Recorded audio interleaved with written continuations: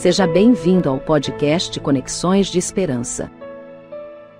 Este áudio é reprodução de leituras e reflexões diárias matinais de textos de Ellen White, feitas pelo pastor Carlos Alvarenga por videoconferência, através do aplicativo Zoom e transmitidas ao vivo pelo canal Conexões de Esperança no YouTube. Nosso desejo é que sua experiência com Deus seja enriquecida com o que você vai ouvir a seguir. Nesse dia, as nossas considerações estão baseadas no capítulo 47 do livro Atos dos Apóstolos. Neste capítulo nós lemos assim: o trabalho de Paulo entre as igrejas, depois de sua absolvição em Roma, não poderia escapar à observação dos inimigos. Desde o princípio da perseguição sob Nero, os cristãos se tornaram em todos os lugares uma seita proscrita. Depois de algum tempo, os judeus incrédulos conceberam a ideia de lançar sobre Paulo o crime de haver instigado o incêndio de Roma. Nenhum deles, nem por um momento, achava que ele fosse culpado, mas sabiam que tal acusação, ainda que feita com a mais fraca amostra de plausibilidade, selaria a sua condenação. Pelos esforços deles, Paulo foi novamente preso e levado precipitadamente para sua reclusão final. Em sua segunda viagem para Roma, Paulo foi acompanhado por vários de seus anteriores companheiros. Outros desejavam ardentemente partilhar de sua sorte, mas ele recusou permitir-lhes, por assim, colocar sua vida em perigo. As perspectivas diante dele eram muito menos favoráveis que na ocasião de seu primeiro encarceramento. A perseguição sob Nero tinha grandemente diminuído o número dos cristãos em Roma. Milhares tinham sido martirizados por sua fé. Muitos tinham deixado a cidade, e os que permaneciam estavam sobremaneira deprimidos e intimidados. Chegando a Roma, Paulo foi posto em sombrio calabouço, até que terminasse a carreira. Acusado de instigar um dos mais bárbaros e terríveis crimes contra a cidade e a nação, tornou-se objeto de ódio universal. Os poucos amigos que haviam compartilhado os trabalhos do apóstolo passaram então a abandoná-lo, alguns por deserção, outros em missão a várias igrejas. Fígelo e Hermógenes foram os primeiros a sair. Então Demas, desanimado pelas densas nuvens de dificuldades e perigos, abandonou o perseguido apóstolo.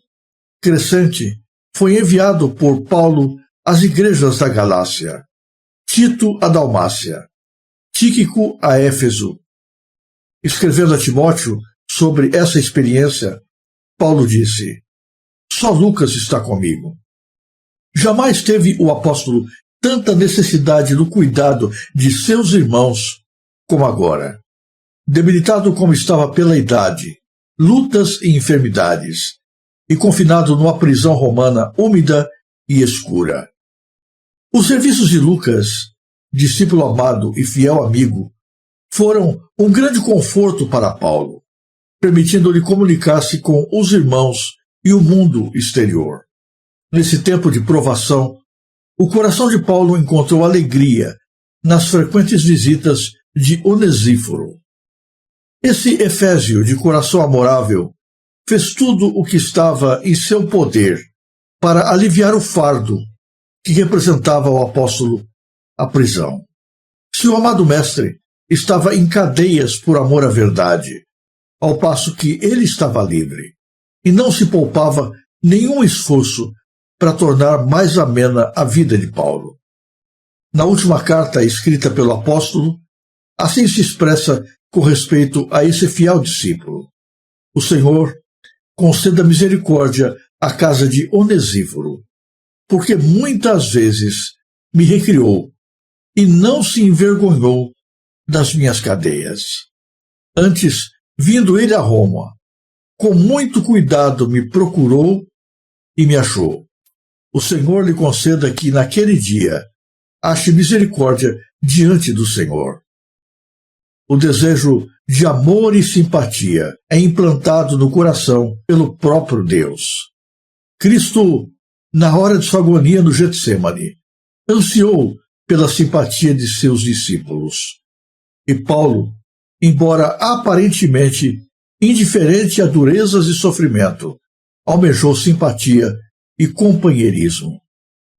A visita de Onesíforo, testificando de sua fidelidade num tempo de solidão e abandono, levou alegria àquele que tinha gasto a sua vida no trabalho por outros. A liberdade proporcionada a Paulo durou pouco tempo. Neste mundo, nós não temos alegria permanente. Enganam-se aqueles que colocam as suas esperanças de um futuro melhor, rico, promissor aqui neste mundo. Jesus nos disse que neste mundo nós enfrentaríamos aflições. Por vezes, o sol brilha, as nuvens que encobrem o firmamento se dissipam, mas é por pouco tempo. O inimigo age de tal maneira que faz com que as coisas se tornem confusas, sombrias e temerosas ao redor daqueles que temem a Deus. O seu objetivo é, por todos os meios, impedir o avanço da causa de Jesus Cristo e o bem-estar daqueles que servem ao Senhor. Se bem que Paulo não estivesse em Roma por ocasião do incêndio provocado por Nero, os judeus cuidaram para que fosse espalhado entre as pessoas que o culpado pelo incêndio era o apóstolo, que havia incitado os cristãos a provocá-lo. E então, como resultado disso, uma terrível perseguição ocorre contra a igreja. Muitos são presos, milhares são mortos.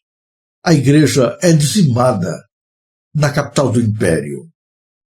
Acusado desse crime tão bárbaro, o apóstolo é preso novamente, mas em condições muito diferentes da anterior. Da vez passada, a Paulo foi permitido que estivesse numa casa alugada, com mais liberdade, onde pudesse compartilhar o evangelho para as pessoas que entravam em contato com ele, onde pudesse experimentar a companhia de pessoas que estavam preocupadas com o seu bem-estar. Agora tudo era diferente. Paulo foi lançado dentro de um calabouço sombrio, uma prisão subterrânea, escura, insalubre, onde não tinha nem sequer a possibilidade de ver a luz do dia, nem sequer sentir o ar fresco soprando através da janela. Ali, Paulo foi deixado praticamente sozinho. Todas as pessoas que anteriormente estiveram ao lado dele, uma a uma, foram abandonando-o e deixando-o completamente desamparado. Às vezes, nós julgamos que algumas pessoas são muito fortes, que elas não precisam de simpatia, de amparo, de apoio, de companhia, de suporte. Mas os enganamos. Todos nós, independente da nossa idade, das nossas circunstâncias, somos feitos da mesma matéria. Somos carne e osso. Temos emoções parecidas. Passamos por experiências muito próximas. Temos altos e baixos na vida. A despeito de, em alguns momentos, parecemos tão fortes, tão vitoriosos, no fundo, nós somos carentes. Ao mesmo tempo que estamos aparentemente fortes espiritualmente, nós temos os nossos momentos de lutas, de fraquezas, de questionamentos, de ansiedades, e de repente estamos no vale profundo da depressão, do sofrimento. Paulo não era diferente dos demais. Ele era um ser humano como os outros e também precisava de amor e de simpatia. Na verdade, isso era mais importante para ele até mesmo do que o alimento físico, o suporte para as coisas materiais. Mas nesse momento que ele tanto precisava, ele se encontrava praticamente sozinho. abandonado. E nós vamos encontrá-lo escrevendo para Timóteo, falando do seu sofrimento emocional. Na sua carta a Timóteo, além de lamentar a sua solidão, Paulo fala da proximidade do inverno, e ele anseia para que Timóteo estivesse com ele. Ele insiste para que Timóteo venha depressa e traga a sua capa, que seria indispensável durante o rigoroso inverno que se aproximava, e traga também os livros, para que com eles ele passe o tempo, alimente o seu espírito e esteja fortalecido para as duras lutas que o aguardavam. A Bíblia não nos diz se Timóteo chegou antes do inverno, se Timóteo chegou a trazer para ele a sua capa, os seus livros, se Timóteo chegou a tempo de prover-lhe companhia no momento em que ele tanto ansiava por ajuda e pela presença de pessoas queridas junto dele. Mas, de qualquer maneira, esse pedido de Paulo expressa a realidade dos seres humanos e deveria despertar em nós a percepção para com as necessidades que tomam a vida das pessoas que estão ao nosso redor. O nosso mundo está muito preocupado em providenciar, muitas vezes, especialmente na época do Natal, alimento físico para as pessoas. Uma cesta especial para que, durante o Natal, tenham pão sobre a mesa. Mas poucas pessoas olham ao redor para perceber que, ao seu lado, estão pessoas que, assim como nós próprias, têm sentimentos, necessidades e precisam muito mais do que um pão físico, muito mais do que um cuidado material.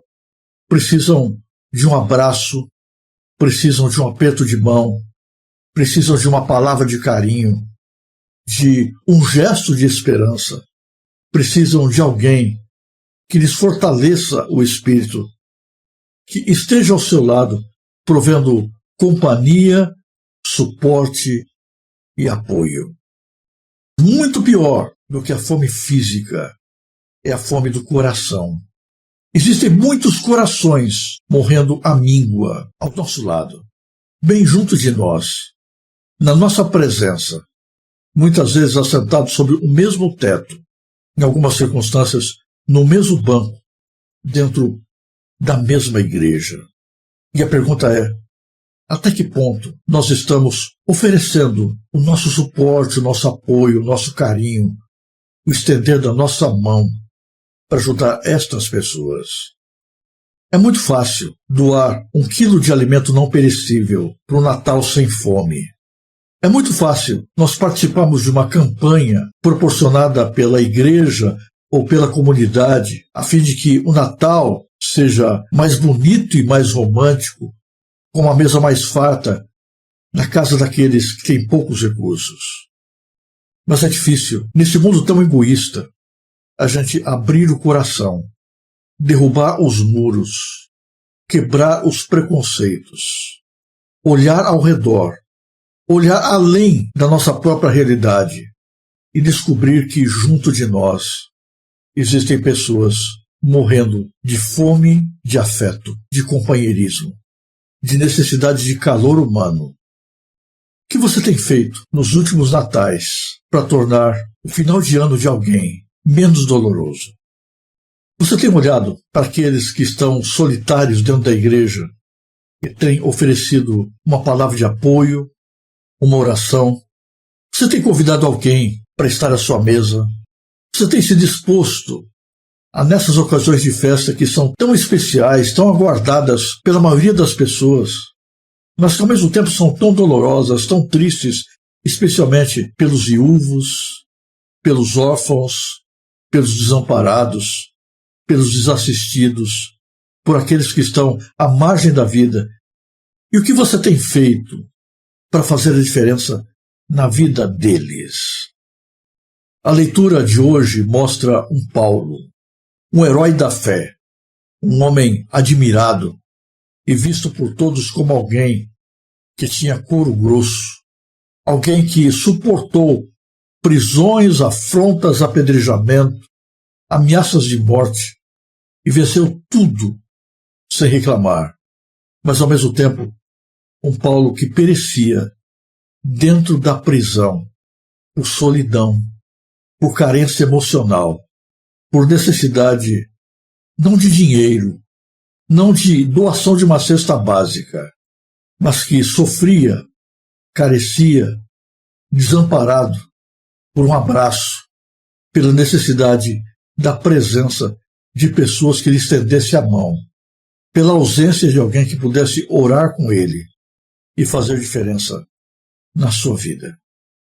Hoje, o apelo para nós é: pense um pouquinho na sua realidade. Cada um vive uma circunstância diferente. Olhe com mais cuidado ao seu redor.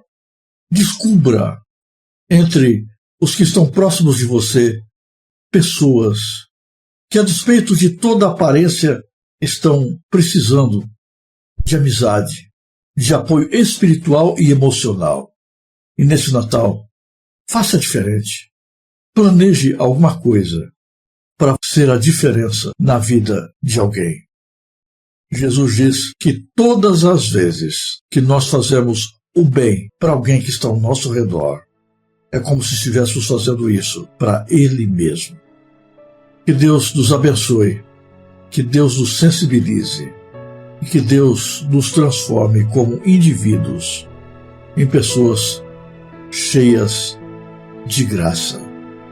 Neste Natal, pense que o melhor presente é o carinho, o calor, o amor, especialmente para aqueles que estão mais vulneráveis, para aqueles que estão passando por circunstâncias especiais, para aqueles que estão nos calabouços da vida, nos momentos de desamparo e de aflição.